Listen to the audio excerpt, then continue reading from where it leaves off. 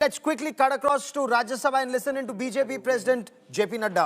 और मुझे पूरी उम्मीद है कि सदन भी इस बिल का समर्थन करेगा। जैसा कि मैंने कहा कि मेरी उम्मीद है, तो मैं पूरा वाक्य इस तरीके से बोलता हूं कि मुझे उम्मीद है कि उम्मीद का समर्थन होगा। यह बिल का मूल उद्देश्य रिफॉर्म्स लाकर वक्फ के प्रॉपर्टीज की मैनेजमेंट को प्रॉपर करना। मेरे मन में भी ये बात आ गई कि उम्मीद की उम्मीद पर टिकी है। जी जी, क्योंकि आपने 2 बार कहा तो मैंने सोचा 3 बार कह दी। जी जी,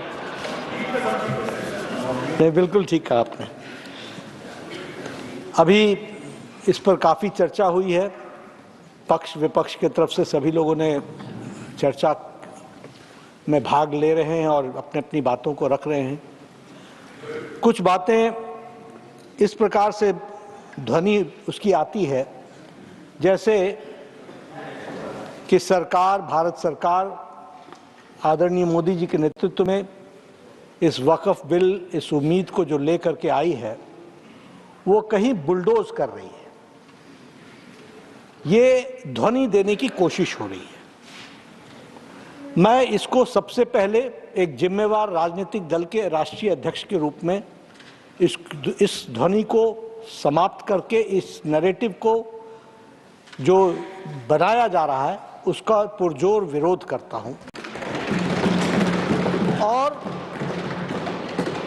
आपके माध्यम से, इस सदन के माध्यम से देश की जनता को यह बताना चाहता हूं कि प्रधानमंत्री मोदी जी के नेतृत्व में चलने वाली सरकार पूरी तरीके से डेमोक्रेटिक नॉर्म्स को फॉलो करके आगे बढ़ रही है।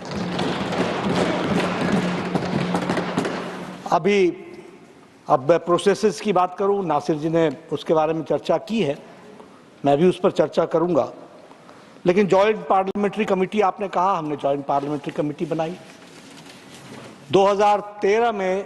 इसी वक्फ बिल की बात को जब जॉइंट पार्लियामेंट्री कमेटी बनी थी तो उसमें सिर्फ 13 सदस्य थे और नरेंद्र मोदी जी की सरकार में जो जॉइंट पार्लियामेंट्री कमेटी बनी उसमें 31 सदस्य थे, 31, जस्ट 1 3 and 3 1।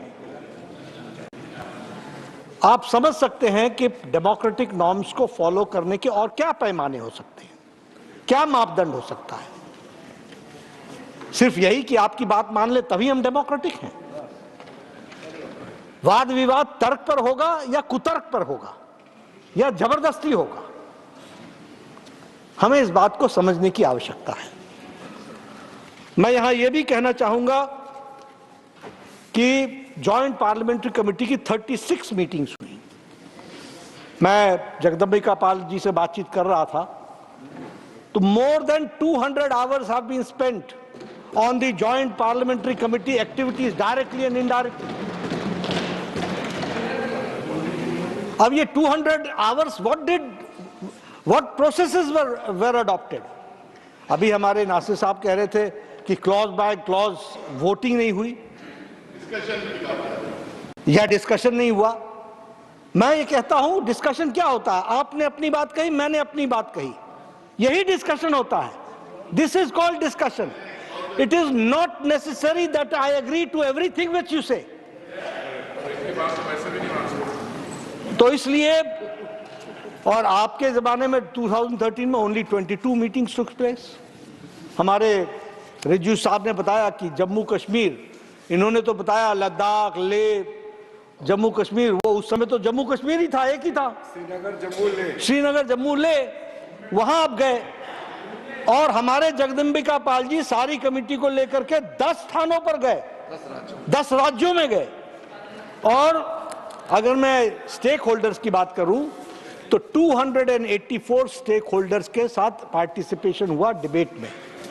और आपके जमाने में, यूपीए के जमाने में 18 स्टेक होल्डर्स के साथ बात हुई थी।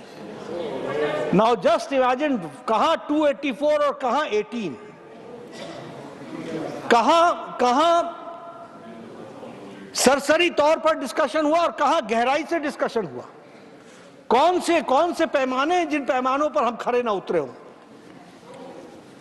हम यह भी बताना चाहते हैं कि 25 स्टेट्स के वर्क बोर्ड के साथ बातचीत हुई, 15 स्टेट गवर्नमेंट्स के साथ बातचीत हुई, 5 माइनॉरिटी कमीशंस के साथ बातचीत हुई और सैकड़ों एमएलए, एमपीज और मिनिस्टर्स के साथ बातचीत हुई।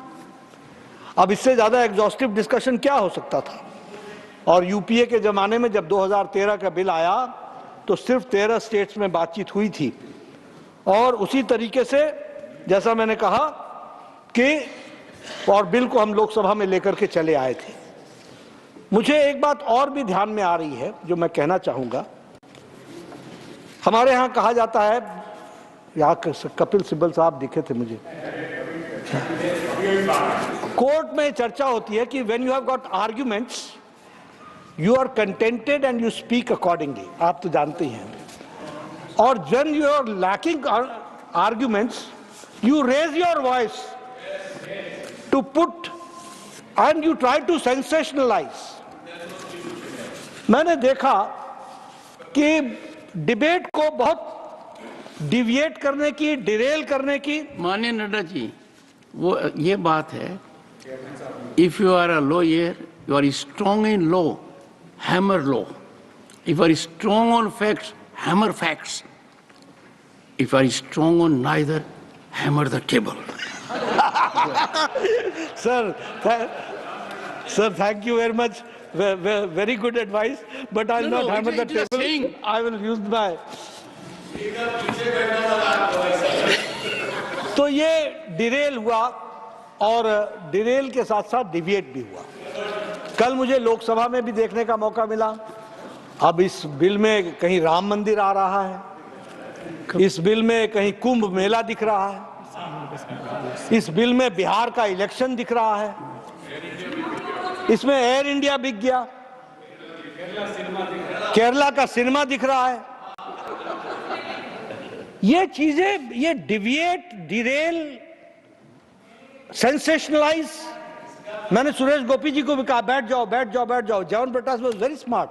Sir, what he did, he spoke his whole speech in English.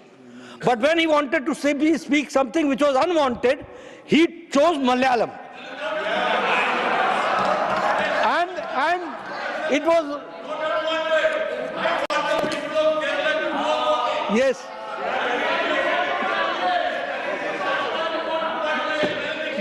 John Britas, yes.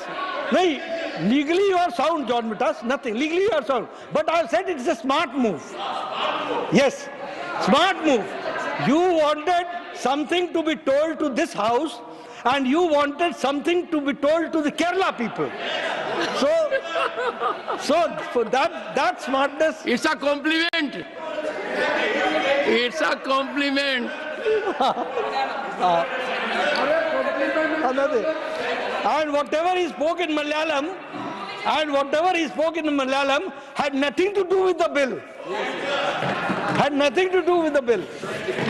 So anyway, मैं इसलिए चर्चा कर रहा हूं कि डिविएट होना, डिरेल होना, डिबेट करना, ये सब चीजें चलती रहती हैं।